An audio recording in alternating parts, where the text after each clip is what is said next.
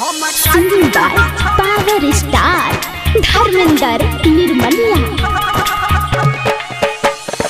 कंचन इब्राहिमपुर मां Gayatri recording studio करे छियो शादी हम भेज देबो कार्ड रे करबो ने हम अब तोरा प्यार लाड रे सुना ना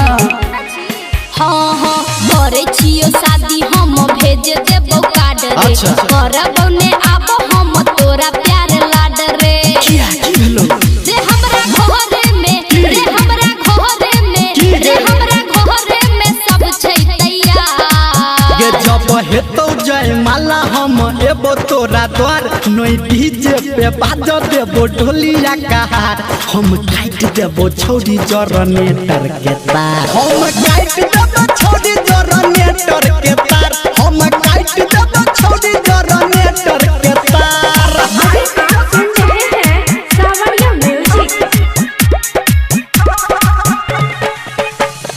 कंचन इब्राहिमपुर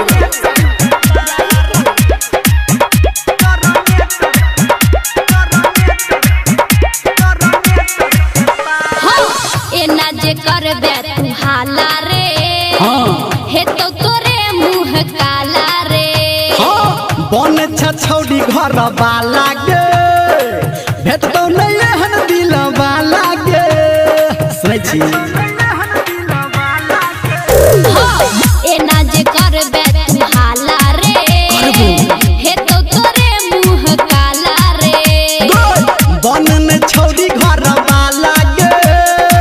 हेतौ नहीं एहन दिल वाला गे रे हम दोसर के रे हम दोसर के रे हम दोसर के भ गेलो प्यार ये जब हेतौ जय माला हम एबो तोरा द्वार नहीं बाज देबो डीजे पे डोलिया कहार हम काट देबो छौरी जनरेटर के तार हम काट देबो छौरी जनरेटर के तार हम काट देबो छौरी जनरेटर के तार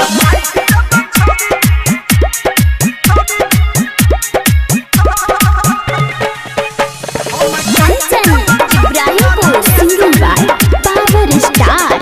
धर्मेंद्र निर्मलिया हाँ हाँ लागैया हमरा रुला देबही चल, चल। शादी के दिन सिला देबही तू तो हमारा भुला देबही